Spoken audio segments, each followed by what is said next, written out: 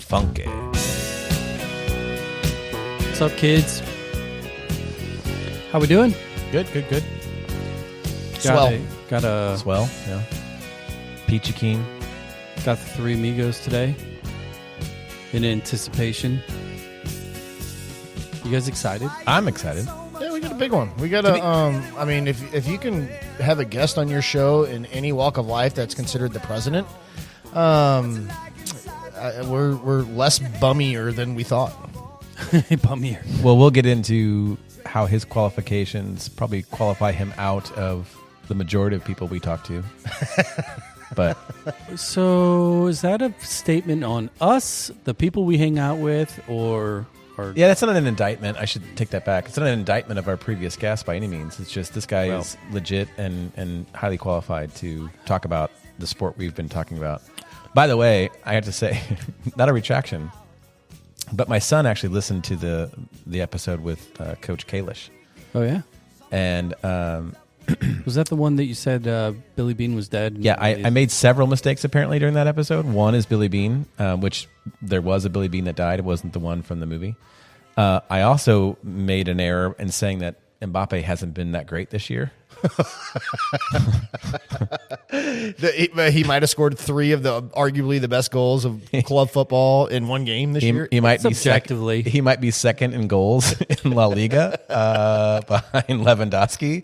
And I also made a mistake of saying that but Yamin Lamal doesn't have the same cast of characters around him that a Messi did, and my son promptly corrected me on. Nah, I'd push back there. I did, but he's not wrong that Lewandowski and so many Rafinha, and I mean, there's a lot of extremely high quality players on Barca right now. So he's not like on an island. Wait, yeah, but so here's where I would push back. The reality of Messi's Barcelona team with Pep at the helm, they went, 5 years without losing anything? Yeah. Like the current Barcelona team, congratulations, kid, you're good. You play on a good team, but you are nowhere near what that team was. No, and so, yeah, again, not a retraction, just more of a clarification. Yeah, that make sure Grady listens. That Mbappe is doing very well. He's doing fine. So, if we're going to do episodes where you're going to start off with a 3-minute retraction speech, our episodes are going to gain by 3 minutes every episode.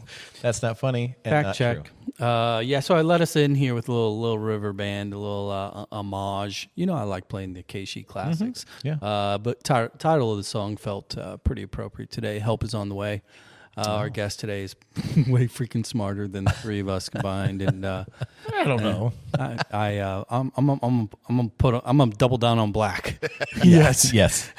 Or red, city red. How about City that? Red, yeah. Hey, today's episode 2, moving forward, if you're really curious how much fun we have, all of these are going to now be in video format. Oh. YouTube. It's same great name, same channel, Soccer Dad Pod. Are you going to check TikTok it? Are you going to TikTok us? I don't know. Slice it up? Depends on what this guy says. Yeah. I'm sure we could find something that could be TikToked. Yeah. Well, we would need a combination of Soccer Dad Bod activity with Soccer Dad Pod. I'm going to take my shirt off. Yeah. No. Yeah. Would you? It would help the algorithm. Quick housekeeping. Again, you guys, thank you very much for watching the show. I noticed there was a few reviews. It's working. Oh, okay. People are like, you know what? This is just super informational, blah, blah, blah. I loved it. I love it all. Get creative, though. And I want to read these on air because we got some haters, too. Oh, we do? Yeah. Did you see the one about racism? Oh, yeah, I saw that. What? These 2 white guys are racist. And I'm like, what? Number one, there's 3 of us. Yeah. Yes, so we are that white. was but one I'm of your like, episodes that I wasn't on. I don't even know if we've ever touched the race issue at all on an episode. I don't know. I mean, if anything, I make fun of my own dancing. Yeah, I don't know. Let alone. I think maybe click send on the wrong. So review. yeah. So you know what? Who knows? It probably whatever. So everybody loves being a hater these days. Let's get into our. Can you geotag the comments and see if they came from? I don't know. It was like Bendy Certain 1, size 2, of the Bendy or Benji 1 2 3, something like that. I'm sure Okay. it's a real person. Session point of the day, Session Taco. Just quick reminder too, Mission Taco. It didn't go away. It's just under a little bit of a rebrand. You know, they succumbed to corporate oligarchs. Yeah. The Mission Tortilla Company, and they're like, fine, whatever, we'll change our name. But same great tacos. Go check it out. Support them. Support local. As much as I'm a Taco Bell fan, you know, because we all get that craving. Today. If I really want legit, I'm gonna go do some. Yeah, and check out the Town and Country, the new location in Town and Country. Video game room. Really cool arcade room yeah. as well. My initials may or may not be on one of the pinball machines. Just pinball. Session point of the Don't be day. jealous. Jared, what you got? Yeah, I go first. Session point 1 of the day. At the time of this recording, it's sometime in the end of February, and the release date to be TBD. March 15th, we are removed from game match day 1, 0-0 tie for our beloved city. It's pertinent to today's episode. We're on the road for 2 in a row, match day 2 and 3. Match day 4 is March 15th, Saturday, March 15th, folks. St. Patty's Day, coincidentally, is downtown. The run, the parade, 250,000 of your closest friends will be down there wearing green and all the debauchery that goes with it. And most of that crowd may or may not dump right into the stadium for match day 4. We host Seattle Sounders. Reason I bring it up, kind of a PSA. On the Rocks is going to be down there, and we're going to be strategically located at Tucker and Market. Hold on. Who's on the Rocks, Jared? If you listen to the show, it's our mobile bar, and we are going to be handing out, selling all of your favorite Irish and other libations. Come see us. And it's also pertinent to this episode because yesterday, if you paid attention to socials here at the end of February, the Clydesdales made a special delivery to said Irish place right across from the street to Eddie and the crew. And our guest today was on that. What do you call it? What are the Clydesdales pool? The beer cart. The cart. So, it's a wagon. Yeah, the wagon. So Diego was on the wagon. There was a lot of different photo ops and at Maggie O's. Yeah. March 15th, folks, go down. It's going to be a blast. Go see Jared. Well, I'll give him a big old stack of Soccer Dad Pod On stickers. a related note, because you mentioned the Seattle Sounders coming into town, back in a long, long time ago, 1977, the Seattle Sounders came to St. Louis for a match, NASL, that league, St. Louis Soccer Stars versus Seattle Sounders. Our friend Bill Luby, who's a friend of the show, who's provided a couple guests and really cool content, sent us a link to a video broadcast of the Sounders versus Stars. This game had some of the guests we've had on, Pat McBride, God rest his soul, Denny Vanager, Gary Rensing, so the father of Damon Rensing, head coach at Michigan State, Joe Clark, several folks that we've known and loved. But my favorite part is the broadcast was from Seattle. And there was a famous steakhouse in Seattle at the time called Stuart Anderson's Black Angus. And it's mentioned multiple times. Go to Stuart Anderson's Black Angus for the $4.95 prime rib dinner. $4.95 for prime rib dinner. Not just the prime rib, fully loaded. To upgrade to the lobster, $6.95. Joe did that. I think I make creamed horseradish. I don't know that I can buy the ingredients for my creamed horseradish for $4.95. No, you're spot on, man. Especially if you use the real horseradish. Yeah. That's hilarious. You know, hey, I'm going to add a shout out to Mr. Luby. Super loyal. The dude's been listening since episode 1, continues to listen, gives us great feedback. And he's not here. He's out of market, but his heart is in St. Louis, and he continues to introduce new guests. He's the unofficial encyclopedia back office to the Soccer Dad Pod. Agreed. So thanks, Bill. Really appreciate that. I am going to say a few words, pour one out, so to speak. St. Louis lost another icon just the other day, Mr. Jim Holleran. You guys know the name? Yep. Founder, proprietor of the McGurk's Tavern. Yep. My favorite bar. 81 years old. And the only reason I bring it up, I mean, he was in there. His family is still involved. His son is the GM. if you were to ask anybody in St. Louis, peel away all the bullshit, all the newbies, all the old OGs, etc. You're on a desert island and you get to take one bar with you. The one I'm taking, McGurk's. I'm taking McGurk's. 100%. Best ribbon in town. I want Lucky behind, pulling. We need Lucky pulling the Guinness pints. Depending on where you are right now, Mardi Gras is coming up this weekend. Yep. And Soulard's going to be hopping. McGurk's is going to be open from 27 hours in a row. It's a total institution. Yep. Go down there, support. Grab a little pint of black and a shorty to back it up in honor of Mr. Holler and everything him and his family have done, not only for McGurk's, the tavern itself, but Soulard and the city beyond. Agreed. Because it is by far one of the most popular Irish pubs, not only in America, definitely in Missouri, but in the world. Yep. Because when I used to work at Kitty O'Shea's up in Chicago, as the bands would all come through, they would find out I'm from St. Louis. First thing they would say, "Oh my God, McGurk's." They would stay up above it, wouldn't they? Yeah, they would all tour there. Downstairs. Yep. So it's pretty phenomenal. Hey, we're lucky here in this town to have some institutions like that. Go give them a little support. Soccer Dad Pod. We're going to take a quick break, get some refills, and wait for our guest to roll in here. As if you're watching on video, you notice the chair is empty. But when we come back, it will not be empty. But you'll only know that if you go to YouTube too. See what I did there? True. Well done. Can we get some Guinness here during this season, during this song? We need beer Talking sponsors so about we can McGurk's. promote them. Oh, I need to bring some Guinness in. you can do that. We can do that. Hey, we're going to roll out of here with the Pogues, Dirty Old Town, in honor of Mr. Holleran and McGurk's. And again, when we come back, we're going to be talking all things city from the C-suite, from the top of the pile. Love it. Can't wait. Catch you on the flip side.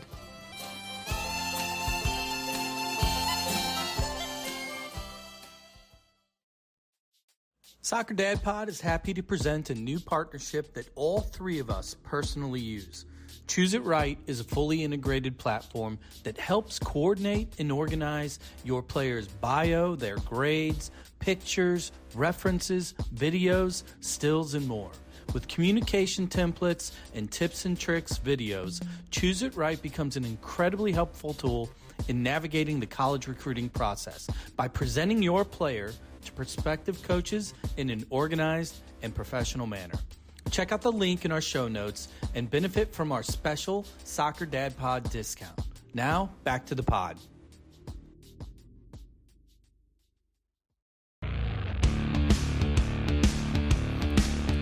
All right, we're back. Okay, gentlemen. Queens of the Stone Age? No. No? No, are you serious? Jared, what am I playing right now? We're playing the old intro at our beloved Energizer Park. Can't believe that you got the whole red bar out. going. Yeah, I know. Okay, I'll give you a pass. No, it's not Queens of the Stone Age, but you know why I'm playing the song, right? Yeah, I know why you're playing the song. All right, good. Muse. Gosh, dang it. We're going to have a light show here in a minute. I love that. Yeah, if you're watching on YouTube, all those flashing bracelets. Actually, we don't have those on. I've got my Maybe CD next red on, right? I mean, I'm close. You do, man. Welcoming to the show, hence the walk up this phenomenal theme music here that rocks our stadium every time we have a home game when the boys come down the tunnel. Joining us is President and GM of our beloved St. Louis City SC, Diego Gigliani.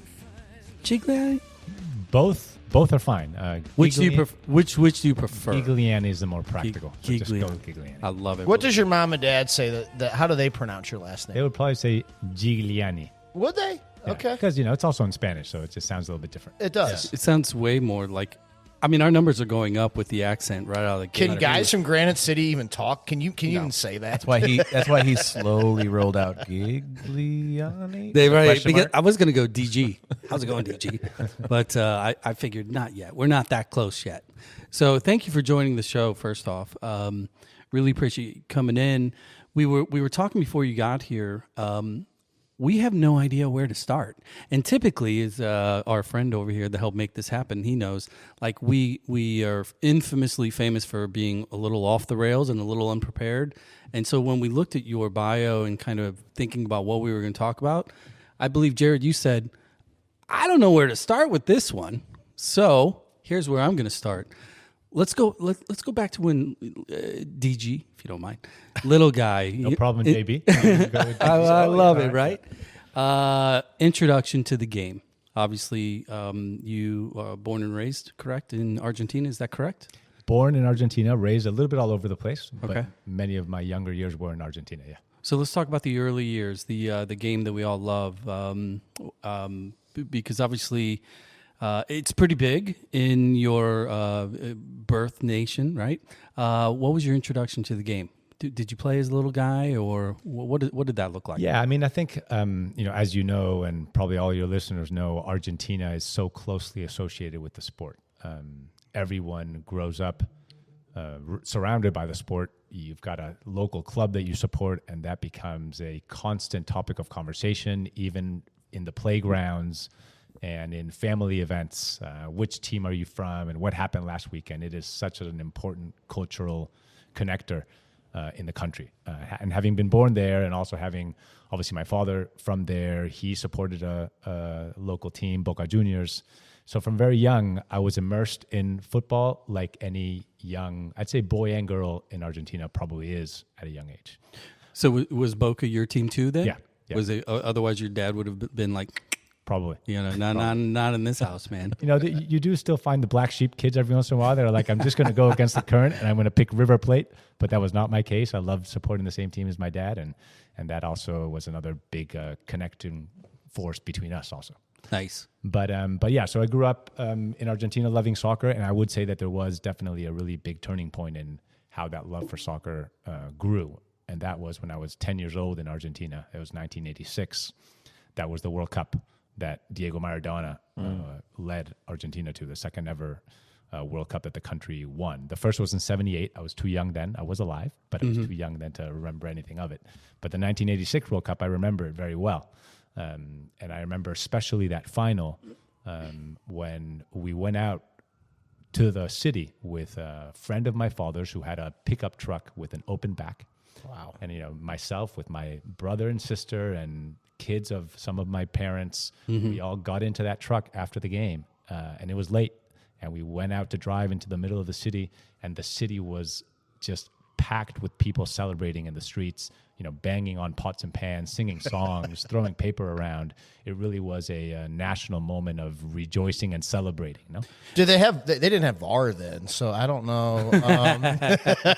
Maybe it was the hand of the God, right? Hand of God. So. Hand of God was one of the goals. yeah. It wasn't the kind of an important one. Well, I don't know if it was more important than the other goal, but it was an important one. You've prepared that response over the years, haven't you? Right? Let's talk a little bit about, I want to ask a follow-up to that particular experience because Diego Maradona is clearly, in most circles, if you say, okay, who is the best ever, his name is in the list, right? Sure. Pele himself and now Messi, etc. As a kid that grew up there and witnessing a World Cup win with him as the captain, domestically, when we think about it, my own experience, living in Chicago and watching Michael Jordan win an NBA title, over and over again. He was God. But this is a little different. This is the World Cup, and here's your national idol. Do you remember as a 10-year-old, how big was he in your world? Huge. He was for sure my first hero, first kind of celebrity that went on my wall. And I had magazines with his front cover, posters in my bedroom. He was also a Boca player and obviously an Argentina national team player. I know as an individual had a lot of faults, but as a player was magical. I'm curious, thinking back to when you were 10 compared to 2.5 years ago when they won again in 2022, was the celebration similar, you think, in Argentina? Or do you think it was a little different, given that it was Messi this time and he had been expected to win, years prior to that? Yeah. How do you compare that experience of when you were 10, seeing Maradona and your family celebrate to in 2022, a whole new generation. How did that feel for you? Yeah, I wasn't in Argentina at the time. I was in the only other place that I would have preferred to be in at that time, which was in Doha, celebrating. So it was definitely a less big celebration than Argentina was. Sure. But it's still an amazing place to have been able to experience it. And, the impressions I got from all the content, obviously, that circulated was possibly even a bigger celebration. And I think there has been so many moments of almost getting there, but not quite getting there. Mm-hmm. And from 1986, that's a long wait, especially when you have had the best player or another one of the best players ever in the sport playing for your national team. I think that dream was always very present for Argentinian people in general. So it felt like an even bigger explosion of happiness, at least from what I was able to see from the videos and the photos that everyone's seen. So in your lifetime, your country has secured 3 World Cup titles. Yeah, in my memory 2, but in my lifetime 3. That's correct. Our country hasn't any. So how do we do that? Fact check. No problem. No problem. I've got all the answers for that. Okay, good. Yeah. If you could just let Poch know, that would be great. Yeah, we'll send him a link to this episode here when we're done.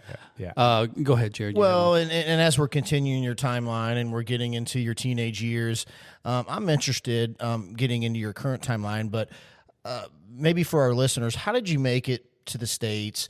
What was that move like, and how did it come about? Eventually at Boston University, and then at the Wharton School, because those are some interesting times for me, and I would just as I'm being nosy, like to kind of hear that lead up. Yeah, I mean, I think my father worked for a multinational company, the Gillette Company. Okay. The Gillette Company had headquarters in Boston, Massachusetts. Yep. And it was one of those global corporations that encouraged people that were open to traveling to raise their hand. And if opportunities presented themselves in totally different countries and continents, they could be offered an opportunity to continue advancing in their careers.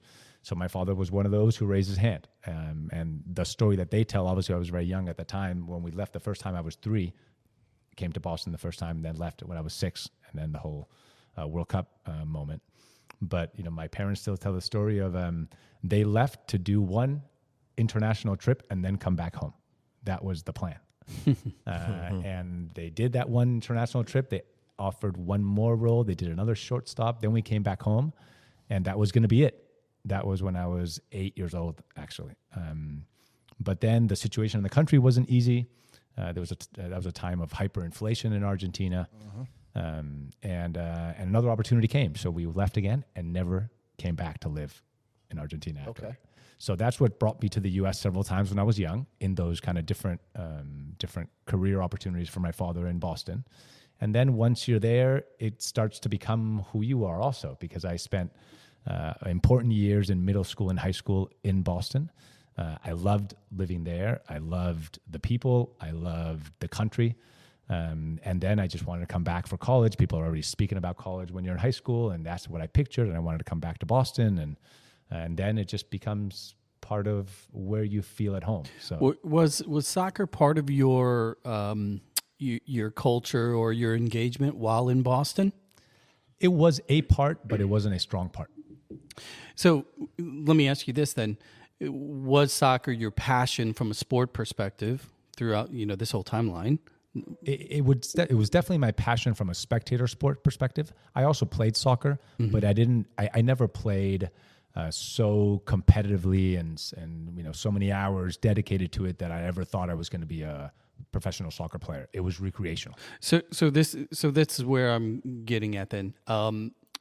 Growing up and watching that World Cup in '86 and being, having your players, having your national team, and probably having your own, the Boca, if that's the team you followed or supported, through your early years, early teen, et cetera. When you did come to the States and you're in Boston, MLS comes to market in '96.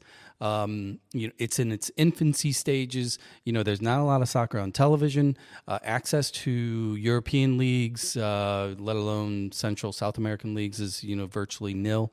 Did that resonate with you? Like, did you notice, like, oh my God, there's a huge gap here, or these guys are decades behind the time, which we literally were. But what did that mean to you at the time? Yeah, my connection with the sport at the time was, I would say, mostly based on connecting back with Boca Juniors in Argentina and the magazines that I would receive from family. There was a very popular sports publication there that everyone read called El Gráfico.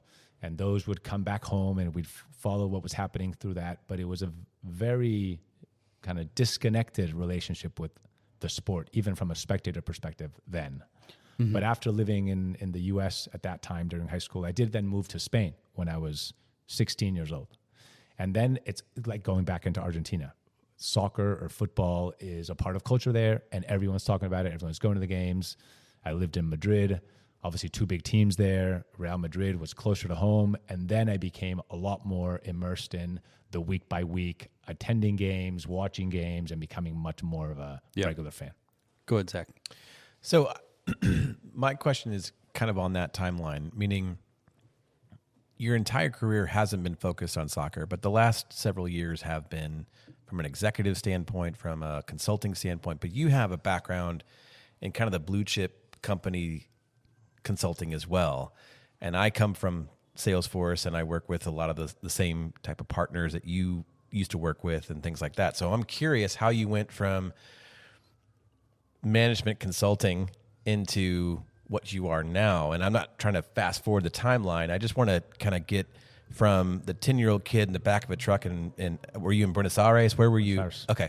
So from that kid to being on the board of multiple international teams and now the president GM, how did you take that passion as a kid into a career that led you to here? Yeah, now I could tell a really linear story about it, but it wasn't linear at all. I'm hopeful that it's not linear, actually. I'm just curious how those connections happened. Yeah, I mean, when I graduated from both from undergrad and from grad school, working in sports business was not really a thing. Mm-hmm. Yeah. It really wasn't. I graduated from college in 98, graduated from business school in 04. In business school, you could argue at that time, there were some very professionally run sports teams in the U.S. Sure. Even in Europe, the biggest soccer teams were not professionally run teams then. And my home then was Spain, where I was going to go back to, and it was never really, they don't recruit on campus, and it's not even considered like a serious job probably at that stage. No, so I went into management consulting, like many people in business administration or in top MBA programs wish to do. And then, gradually that space became much more professionalized, the world of sports and soccer. And I had a very, very close friend who happened to start working for Real Madrid. He's Spanish. He was doing an MBA also in the U.S. at the time. And he started working with them on a summer internship to help them bring Real Madrid to the U.S. I said, wow, that's interesting. Using something like an MBA to be able to work in a space like that. And then, things just don't present themselves, and it's not easy to go out and find those jobs. So I stayed in consulting and had a great run there. Stayed very, very connected to my friend. He's one of my best friends. I was, a witness at his wedding. He was at mine. So we're very, very close. And I could hear through his stories how amazing it would be to work in football. And then through a little bit of serendipity and good luck, I can't underestimate or underrepresent that. I got the opportunity to go from management consulting into Man City in 2013, when no one would have predicted that I would be able to do a move from management consulting, where I had never worked in a sports organization, and I was a partner in a consulting firm. You're not entering at a junior level in an organization. You're entering at a great level in an amazing institution and club in a great league, and a lot of that was just a little bit of good luck. Oh, I love that story. Yeah, what's funny to me is you look at your timeline, excuse me, and you look at the Wharton School, and it's clearly one of our most competitive, what's the right word? Prestigious. Yeah, prestigious business colleges that our our country has to offer. When you break yourself into the sporting world, where it's extremely competitive, sporting franchises, they don't just only solely depend on winning, but it's the number one game. Let's win championships, cups. How that schooling at that MBA program, How did that put you in place to be able to jump right into leading these sports franchises that you have? Yeah. I mean, I think both the MBA experience and the consulting experience provided with a lot of skills, but a lot of knowledge that was super replicable in a sports organization. It helps you to think through problems and figure out how to solve them. Of course, you're working with people in consulting a lot, with clients, but also with team members. And you're helping to think strategically about issues, obviously execute and deliver results under pressure. All those things are directly transferable. And it's not like the sports business is rocket science either. Once you get put into consulting engagements where you are being thrown into different contexts every 3 months, and you've got to really quickly be able to understand the client and the market and the business problem you're trying to solve, even if you've never solved that business problem before. You need to be able to ramp up extremely quickly and be a credible, value-added advisor to very senior people in very big companies. So that trains you really, really well. And then you got thrown into doing this in sports. Well, you got to use those same skills. So I'm really curious about the business approach. In those early years, especially whenever you onboarded with the Citigroup, because when we zoom out and we think of Man City, historically speaking, they were United's little brother, right? Within the market, within the trophy case, you name it, they were second. They did have Oasis support, but that wasn't winning them many trophies, right? So coming from Wharton, coming from the consulting world in which you're tasked in the public sector, so to speak, publicly traded companies where at the end of the day, the number one job is to increase shareholder value and increase revenue, et cetera. Numbers, right? When you entered into Citi, there's that human sport element. How did you switch your brain from answering to stock value to sales and shareholder value to now we got a whole bunch of 21-year-old kids that we need them to play at the highest level, and that equates to ticket sales, which equates to revenue. What was that transition like from kind of inanimate services within the corporate world to this fully animate 11v11 product? Yeah. It also wasn't hard, but it is true that it takes some remapping. When you work in a private company or a public traded company, it is very much about shareholder value and financials and more. I don't want to say simple, but more unidimensional. Like that is the ultimate goal. And when you work in a sports team, you realize that may be one of the goals, but you've also got two other really important goals: sporting goals, winning trophies or developing players or whatever that may be, getting promoted, whole different variations of that, and also community or fan responsibility, especially in Europe, but that also does translate here in the U.S.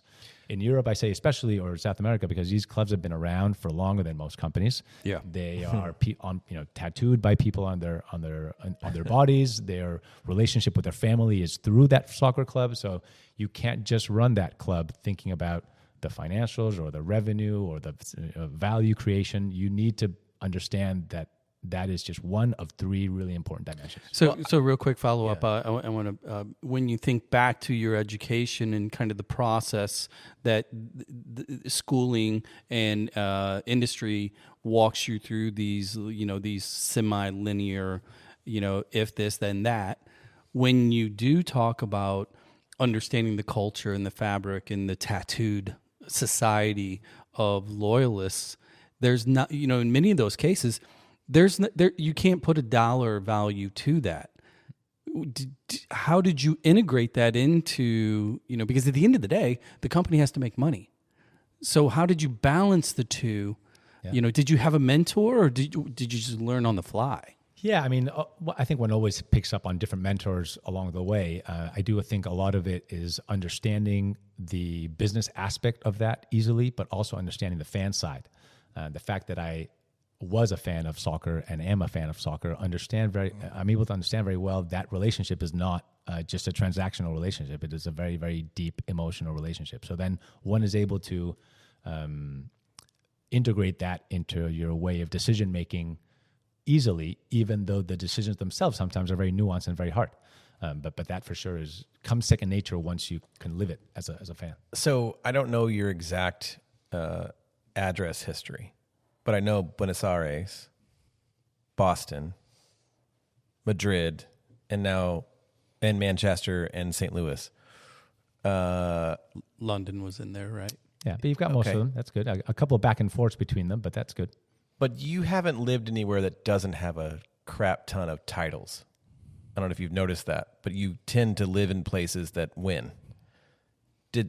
I'm genuinely curious because Boston is title town here in the United States, even though we have more World Series championships and we beat them in the Stanley Cup. But we did lose to them in the Super Bowl. Whatever. We had Mike Jones, I think, was on Saturday night. So do you think that being part of the culture of cities that have wins, that have championships, did that have any impact on your understanding of the relationship between fans and those companies/clubs? I'd never thought about it that way, but maybe subconsciously it has become part of what I've learned. I do think that the parallels between Manchester and St. Louis are maybe a little stronger than with some of the other bigger cities. And I think the reason why I say that is because Manchester isn't London.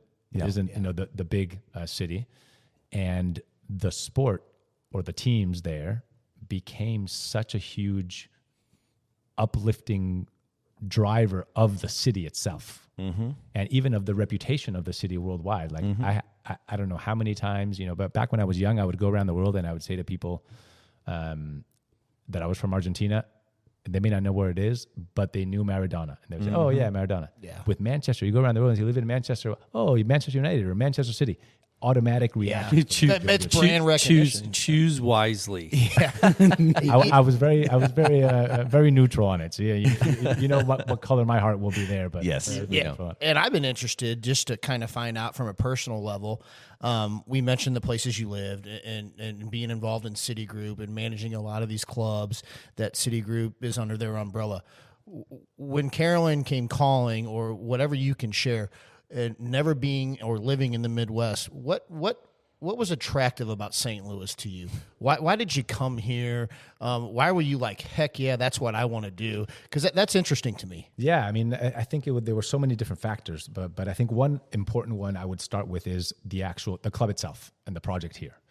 So I learned about it as a discovery process through the interviews. I didn't know almost anything about the founding family. Okay. I didn't know much about the connection between St. Louis and soccer. But the more I learned, the more I found, first of all, that it was obviously a new club, and being able to play a role in the first few years of a new club is very special. It doesn't come around all the time. It was also an amazing family ownership. I would also add Jim Kavanaugh to that, and I think like everything that I heard at that time was, incredibly successful in their own right. So smart, super capable families and business people, from St. Louis, and love this city, and really wanted to use the club as a way of helping to continue growing the city, its reputation. The downtown area, the sense of pride from the community, all those things mattered a lot. And that's a really hard to find combination in an ownership group. I'm fired up. Yeah. You're always fired up. I'm fired up right there. I mean, that just gets me going, don't it? No, I mean, it is a really interesting take. I love hearing it because, we're pretty self-aware. We know we're a Midwest flyover town in the eyes of a lot of America, and we know that we are an industrial manufacturing community first. And yes, we've got pockets of tremendous success, i.e. the Taylors and Kavanaughs, et cetera. But, I mean, sport has defined St. Louis for generations, right? Yeah. So that's really cool to hear that. We're gonna take a quick break. We're gonna get a couple of refills real quick. When we come back, we're gonna hammer We're going to get into the weeds. We're going to talk about City. We're going to talk about State. We're going to talk about things Lee's doing. We're going to talk about, what you think about the youth program, have a little bit of fun. And then, of course, we're going to have to ask you your thoughts on thin crust pizza. So save that to the end. How was riding on the beer wagon with the Clydesdales? Oh, it was awesome. You're a real St. Louis now. I was going to say, huge. it was a lot of fun Huge. then, but the amount of times that people were like, oh my God, you were on the Clydesdale? Yeah, I'm Now saying. I feel how much more important it was than Royalty. You've been in the room with the Champions League title, and they're like, you rode with the Clydesdales? Exactly. Yeah, that's the reaction I was getting. It's true. I love it. Hey, we're going to take a quick break. When we come back, more Diego. We're going to chop it up, more soccer in St. Louis. Be right back. See ya. The term staycation was really invented by soccer moms. Located 1 hour and 7 minutes from the Arch, the Music Box Chalet at Innsbruck is a hidden gem. Buried in 3 acres of private woods, the Music Box has a master suite for just you, a loft and second bath for them, and a vinyl collection to meet your every mood. The full-size kitchen will easily accommodate 3 to 12 bottles of rosé, while the huge fire pit seating area will keep the big kids busy.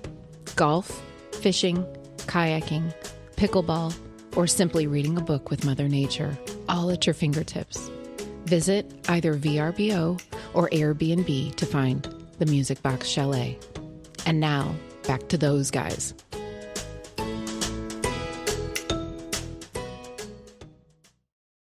Oh, boy. Red light's on. Volume's up. Here we go.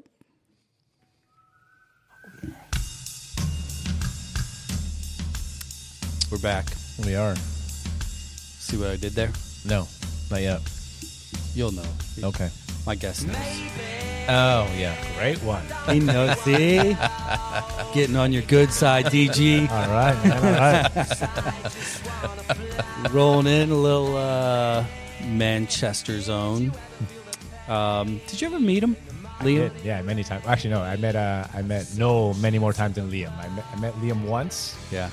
And I met Noel probably 15, 20 times. He came very often to Capes. Yeah. Yeah, I have a brief, real quick London Liam story. It was right after their second album came out, and I was Camden Town on a Sunday. My girlfriend, my wife now, girlfriend at the time, and all the peers we were with, they were like, let's go shopping. I'm like, I'm not going shopping. So I go into the pub watching the Rugby World Cup. This is, I don't know, 96, 97. And who sits down next to me? Liam Gallagher. Wow. Pint of Guinness. And I'm like, hi. What a story. I mean, That is I'm like- phenomenal. The bartender's looking at me like, don't be an asshole. Don't be an asshole. You're from Sorry. America. That brings up a question for you, Diego. So we've referenced many times on this show and even in this episode about how when we were all growing up in the 70s, 80s, and 90s, there wasn't a lot of content to consume around soccer in the United States. You had Soccer in America, you had Soccer Sunday, you had a couple international games here and there. Soccer made in Germany. Yeah, Soccer Made in Germany. Fast forward to 2012, 13. When did NBC pick up the rights? 13, yeah. Yeah. 13, 14 was the first season. So it's only been about 10 years, really, that the English Premier League has been a prominent fixture in American homes on Saturdays and Sundays. And that's around when you started with Man City. So can you kind of see how that impacted soccer culture in the United States now that you're over here? I mean, do you have any way to communicate to us what that meant? Yeah, I mean, I remember that moment well. My first role at Man City was as responsible for media and marketing. That included the live rights part. Obviously, most of that is negotiated by the Premier League rather than individually by any teams. But the relationship with those rights holders can be managed by the clubs directly if of interest. And I remember flying over to meet people at NBC within a month when they had been granted that award of being the rights holder, and maintained a really good relationship with them throughout. And I could see how much they leaned into the Premier League in general. Great launch marketing campaign. I don't know if you guys would probably remember Ted Lasso. Oh, totally. Oh, yeah. Of course, that was just that was a viral video at the time. Then it became So funny obviously to me. Apple TV series, a very successful Apple TV series. Yeah, So absolutely. Win or lose. Grammy award winner, sorry, Emmy award winner. Yeah. Yeah. And coming back for a fourth season. from what we hear. That's what I hear also. Yeah. That'd be pretty fun. I'll watch that. So let me ask a follow-up question to that. You sat front row with NBC bringing EPL to America. Clearly, you saw the numbers go up. You saw the fandom. You probably, had your finger on even merch sales, things that were occurring in America as a byproduct of, that introduction. The teams touring, doing the summer tours, all of that is like snowballing. Can you give us a quick compare contrast here in the first couple years of MLS and its relationship with Apple? Maybe what you see as, similar to what NBC did, but maybe what is potentially a competitive advantage or maybe a growth opportunity that Apple has that NBC at the time, even up till today, doesn't have. Yeah, I mean, the reality of their products or their offering, even their distribution, is so different. Obviously, what NBC was able to do was they have that NBC main channel that is in every household in the U.S. And they chose to put at least a match every weekend on that really high visibility, high distribution channel. That's not something that Apple can do in the same way. On the flip side, what Apple can do is every single game of the MLS anywhere in the world, you go on Apple TV or you go on MLS Season Pass, and you've got them all in one place. So they're just very different organizations with very different starting point into the distribution of content. No? Let me ask one quick follow-up then. Given, I think back to the early days of the league where we had the Beckham effect, right? Where it really kind of became mainstream within more houses, and, suburban households are like, oh my God, David Beckham, he's in this league, right? With MLS and the fact that everybody around the world has an iPhone or an iPad and they have access to this. Talk about the relationship between the big name players, like a Roman Berkey, right? That is huge. The kids all over Central Europe, like, oh my God, he's my favorite goalie. They can get him at any time. Yeah. So the relationship between these marquee, DPs, international players in particular, and the ability to grow the game into foreign markets. Yeah, I think the potential with Apple to do that is great. Obviously, being able to watch those matches from anywhere on so many different devices is a huge value added to the potential in this partnership. I would also say that our product is not a global product yet. No, it is not like the Premier League even was then. And now it's even more global, no? But it's not, it doesn't have that level of global interest. You may find some examples like what you were saying of fans from a certain country following players from that country and therefore wanting to watch some of that MLS matches, but it is a small fraction of total global viewership. Was before Apple and was now. That is not a function of the distribution. If anything, Apple will solve that better than what we were able to before when you were trying to get providers in different countries to carry the league. That you don't have to do anymore. Yeah, and let's get into City because we talked about it before the break that we're going to do it. The stadium, the experience, you're directly involved in it with the rest of your team. What I appreciate is the amount of fixtures that we've had with our women's national team, our national team. How important is it to your group to continue to bring those games to market when you can? Because I think that the true soccer guy in St. Louis that you found out is here, soccer guy, gal, family, those games mean a whole heck of a lot. Is that important to you guys in bringing other events from outside of the city soccer club experience? Are you guys trying to hone in on those events? Absolutely, Jared. No, it's really, really important to the club and to the ownership family to not let it just be the St. Louis City matches. We want to, of course, reinforce that, but also help to make St. Louis known as a hotbed for international soccer. And the U.S. men's national team and the U.S. women's national teams have played at Energizer Park several times. They love coming back. They love the fact that St. Louis shows up for those games. They don't have that in every city in the U.S. where they go to. They love our training facility, the fact that it's right across the street from the stadium. Obviously, the fact that everything is new and built to a super high standard, they love. So, we're going to try to bring them back as often as we can. Yeah, and to follow up with that, and I'll leave it off to these guys. Our stadium, what you guys have done there, you have been involved in many programs, clubs, stadiums, sit on the board of many. Does anybody have better food than we have at our stadium? No, I don't think so. That's an easy answer. In the world.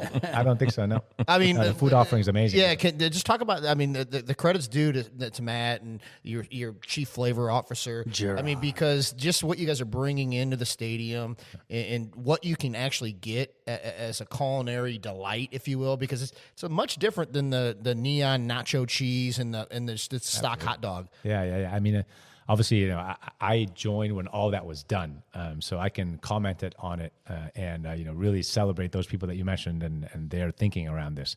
I think it was an amazing job both at the strategy and at the execution level. At the strategy, because it really was about the origins of the club being about celebrating St. Louis, and they tried to think about what other things is St. Louis proud of that doesn't get enough recognition. How can we put more of a spotlight on that and make people connect with that space? And they know how much people like their local restaurants and foodies, and they say, all right, well, let's try to find them and curate them with someone like Gerard Kraft.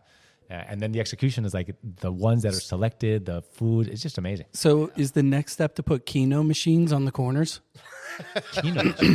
Oh my God. That one you got me there. Don't worry. They're Hey, betting we'll go out machines. one day. I'll show you what I'm talking about. All right. I want to jump into something because your timeline is interesting because in 2013, your Man City team traveled here That's right. to St. That's Louis. right. They played in Busch Stadium.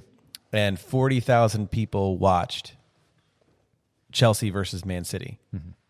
Do you think that, because I want to read a quote from a Reddit post from that time frame. This is really funny. This is 11 years ago. 40,000 are the amount of tickets sold. I doubt anywhere near that number we're planning to attend. We don't even have 40,000 people in St. Louis that knows how to place an apostrophe correctly in a sentence. There will be no MLS team here. There's not enough money in this town to afford it. Just to get it up and going to join the league. We're not talking even having players or a stadium yet. $8 million? Come on. St. Louis cannot even afford an NBA team. You'll get a NASCAR track and a sweet tea fountain in the middle of downtown more quickly than football. You save your posts. That was not mine. I'm going to give credit where credit. That's Dog and Whip. He's my favorite on Reddit. So 11 years ago, we had two of the top Premier League teams here in St. Louis. I was at that game. I still hate Chelsea. Obviously, he's a huge fan, pointing to my right, JB. But think back to that, Diego. Did you know that was going on at the time? And did you have any inkling that 11 years post that date, you'd be here promoting an MLS team in St. Louis? Yeah, amazing coincidence. I wasn't at that game, but I was at several of the summer friendlies that we would organize, so I missed that one. I would have loved to be able to tell the story that I was also here with you at that game. We didn't bump into each other. But I remember that we came here. Obviously never would have expected to then be here myself, and especially with a project as beautiful as this St. Louis City project is.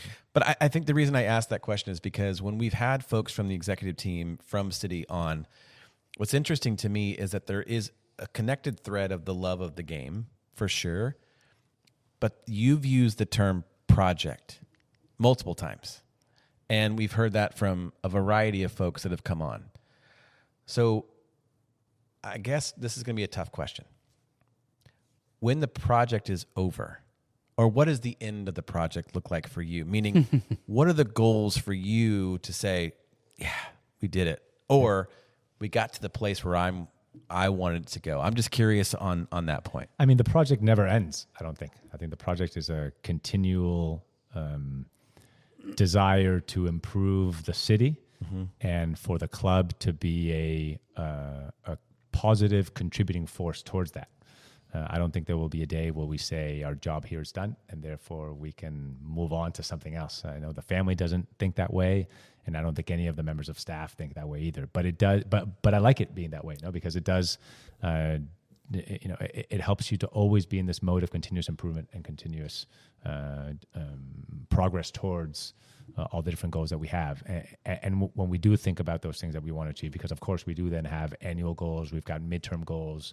And we do think about them in three different ways. We think about sporting goals, as I was mentioning, any sports organization will. We will think about it from a fan goal perspective, but we'll also think about it from a community goal perspective, and community being not just sort of interaction of our players with a children's hospital or organizing a community program with a sponsor, not just on that level. I mean, from a broader level of what does downtown West look like now, and what will it look like in 10, 20, or 30 years? That's so refreshing, because I don't know if that's common amongst the other ownership groups within the MLS. First of all, and I think it was quite an interesting dig you just gave to Kansas City there. When you've toured and walked around the league, is what your group doing, is it unique? There are definitely many things about this project that are unique, definitely. And I know, I would say there isn't any sports organization that doesn't care about its community and have programs for its community. I know that, at least with all the interactions I've had with so many different clubs, I know that matters to all sports teams. But the origin of why a club is founded, that is very strongly community-led here. And the best way that I could summarize that is that when you speak to the Taylor family and they tell you they are not soccer fans they were not soccer fans at the beginning. That's not where this started. What they are is actually the phrase that I kept on hearing was, we didn't create this because we love soccer. We created it because we love St. Louis. And that was a really big clarification of the ultimate purpose. And that also is important for me as I think about, what does success look like? It's not just the delivering sports goals or having a big fan base. It really needs to be seen beyond that as a long-term, citywide or region-wide movement to improve the quality of life of every individual here. So I'll add to that. My personal wish list is for us to employ a load of carpenters so we just keep building trophy cases. Because if we filled them, that'd be great. We'll bring it in the local 6. Yeah. I want to ask you a soccer question. The clubs that you've worked with, City in particular, but a number of the other clubs, these are the world's best. You've seen how they operate specifically through their coaching staffs, through the styles, through the player development, through player acquisition. There's playing styles, most recently, obviously, currently at City with Pep and what he's done on the field with the players. There's a clear-cut style to the play, and you've been around teams that are the best in the world. Come over to MLS. MLS, up to this point, for the most part, really has more of what I would call a CONCACAF style. A lot of Central American players, even South American players, that creates, the LAs of the world, for good reason. St. Louis is doing something a little bit different from a stylistic standpoint. Obviously, with Lutz and his vision and the players that are coming in, the new coach, it has a European-driven spine, right? Yeah. Which is counter to the vast majority of MLS teams. I mean, if we're being honest with ourselves. Sure. When you look at it, just from a soccer standpoint, how do you view that within the MLS? Are you excited about the strategy, about that style? How do you view that? I mean, I think so far it has helped us, that strategy. I think the fact that you can be more targeted around some markets, create a little bit more of synergies of having several players from similar markets. Obviously, Lutz comes from the European markets, knows those extremely well, has developed very deep relationships with clubs, players, agents. And it is true that it's a little bit less competitive than going to sign a player in Argentina, where 80% of MLS teams are going to on a regular basis to take talent from. So I do think that has helped us carve out a little bit of a unique niche in that space. Yeah, and my question is, it's no secret, the most successful sporting franchises get it right at the youth level. And JB mentioned that we would want to talk about that. Is there a narrative? How important is it for you guys? We just covered the European side of things, but we talked about the 3 goals: community, sporting, and the business side of it. How important is it for you guys to diagnose, develop your own kid from St. Louis that you can eventually have on the first team that can win the MVPs and scoring titles? Because I got to think that's got to be on the tip of everybody's tongue. That's important, is it not? Super important, super important. I mean, I think you guys know very well, being soccer dads yourselves, and how much sense of community pride that would deliver. No, you know, as we think about goals within those areas of sporting and fans and community, you know, within sporting, the simplest way to describe our two most important goals are to win trophies and develop St. Louis talent. Those are at the simplest. Those is what we want to be able to say. And every 5, 10, 20 years, we want to look at how we're doing in those two. Obviously, developing St. Louis talent, for us to play a big role in that, will require time. Yes. Obviously, we're lucky to have had such an amazing talent base in St. Louis. How much it's being played, even without the club having been here, is amazing. And having such a great fabric of St. Louis soccer clubs that do a great job at developing talent. Again, even before St. Louis City was here. Yeah. Now we have to help play an important role in that, and then carry those players through our system. Ideally from when we find them at 12, 13 years old, developing through our academy, our style of play, help that be a pathway towards our City 2 team, first team, and then hopefully U.S. men's national team, international leagues, wherever those players may go. So let me ask a follow-up question on that, because we for the last 3 years, we've been traveling around the country with the boys, with the academy, and we've seen all these other academies. And one thing that I found really, really unique, and I think you're kind of alluding to it, and what we love to see, when you when you look at Kansas City, when you look at Columbus, and even Cincinnati to a degree, and a number of other MLS franchises in the Midwest in particular, I'll take Chicago out because they have volume. Those other academies do tend to import large percentages of the players that are coming up the U15, 16, 18 level. Being introduced to St. Louis, are you surprised at how much young talent is able to fill the academy and regularly compete on such a short timeline? You know, we've only been doing it for, 3-4 years within MLS Next. Yeah. What's your impression of the youth talent in St. Louis in general? Yeah, I mean, I think the amount of participation in soccer at a youth level here has definitely impressed me. I notice it also being a dad of a couple of young boys, and how popular it is in schools, and also just on the weekends between clubs and just games that are being played, and then I'm attending, and how many people play. And I also have seen firsthand the Scott Gallagher's, Lou Fuse, Steamers of this region, and I see the quality of the kids and how they play, and the fact that they are playing year round, and that they're playing several trainings during the week and then a game on the weekend, and all that is creating that talent pool. So yeah, super impressed by how common it is to find. Go ahead, Zach. I don't have a whole lot of follow-up questions for you, Diego. I think you've been very forthcoming in just your path to get where you are. But I guess my final question would be more on your goals, right? So you come from a consulting background where there was definitive goals that JB kind of laid out, around stockholders and et cetera. But what are your goals for here at City? Meaning if you walk away 5, 10, let's keep you here for at least 10 more years. When you leave in 10 years, what's a good look back to say we did it? Right. And you can bucket it for sure in those 3 different categories if you'd like. But I just kind of understanding what your goals are there. Let's go there. I mean, I think about this often, talk about it with ownership and obviously with our staff also, so everyone knows the direction of travel. I mean, I think on the sporting side, I would go back to those 2 main goals. We want to win trophies and we want to develop St. Louis talent. So we should be able to evaluate ourselves against those goals. Yep. Obviously, winning trophies doesn't only mean winning MLS Cup. This year, we're in Open Cup again. We know how much that matters to St. Louis and the community. We'll be back in Leagues Cup some other year. We were in Champions Cup our second year already. Maybe one day we'll be in a Club World Cup. That'd be cool. And all those trophies will matter to us, and we want to win them.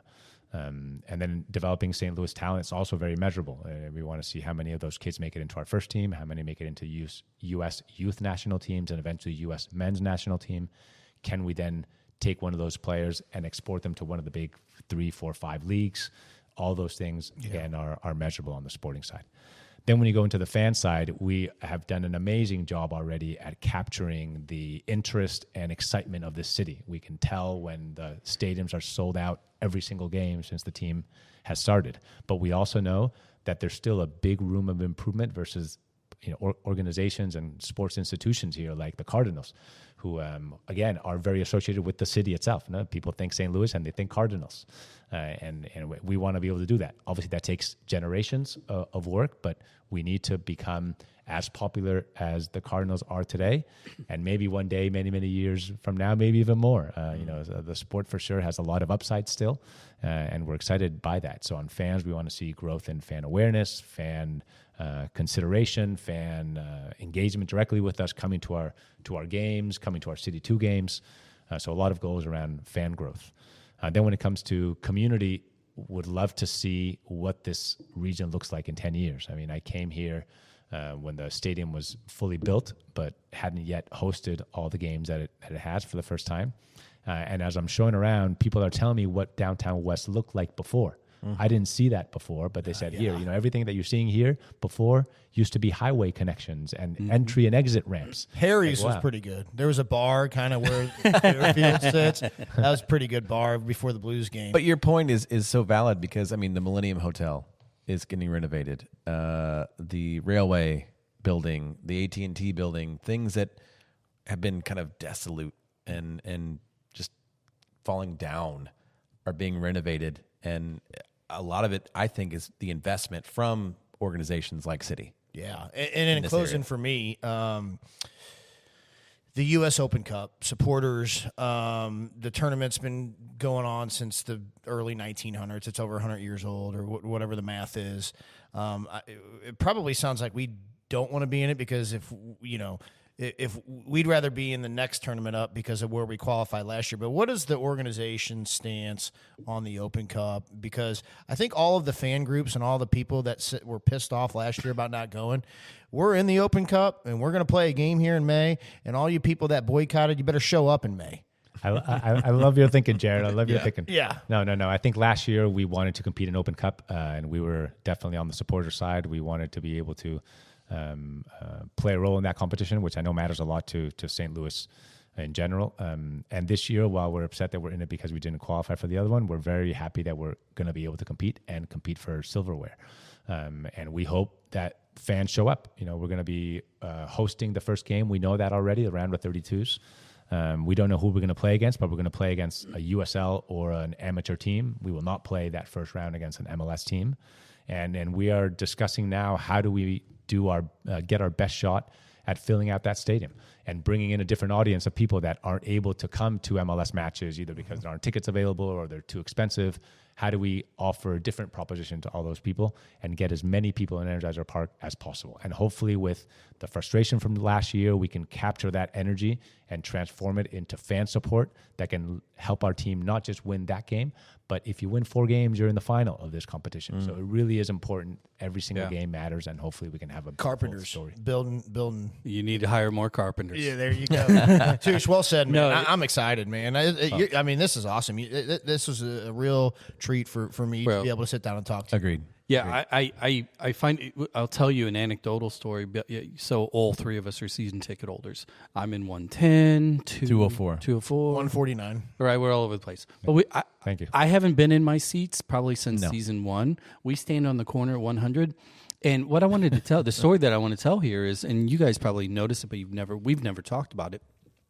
One of my favorite things about going to City Park is standing with my back to the field, pregame, whatever, and watching everybody come in. I'm a people watcher. I gawk, right?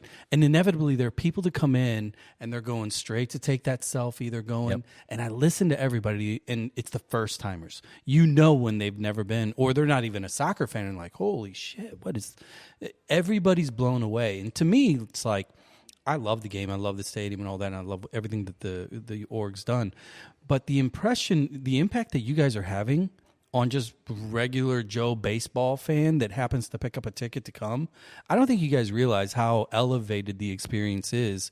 Yeah. Because there's plenty of people that walk into a baseball park and are like, oh, yeah, look, there's a diamond. This has been incredible. So yeah, there's no question there. That's me just telling it. I'm going to get to the questions here as we roll you out. You've been in St. Louis now 2+ Almost 2 years. Almost 2 years. Okay. What's your restaurant of choice? I take the kids to Taco Buddha. Taco Buddha with the kids. I'm Manchester. Yeah, simple, close to home. Kids love it. Okay. Easy.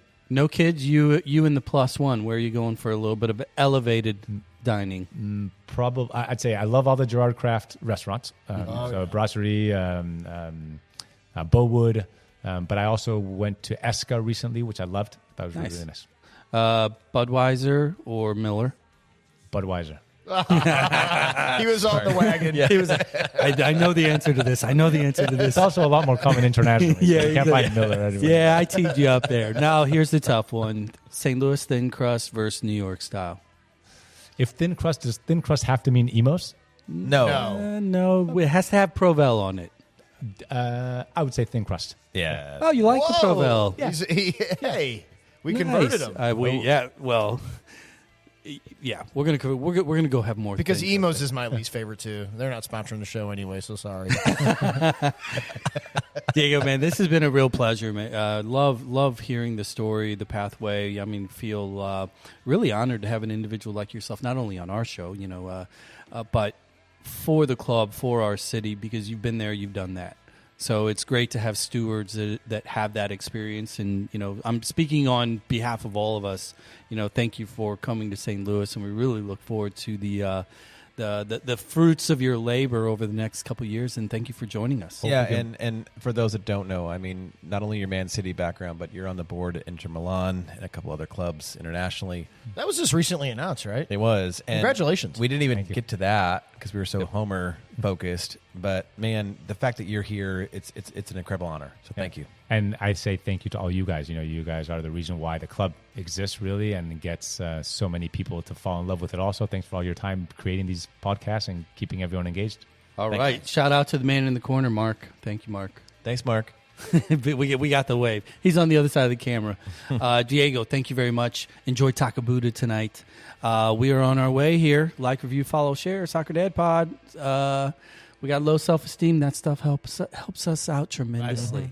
We're out of here. See ya.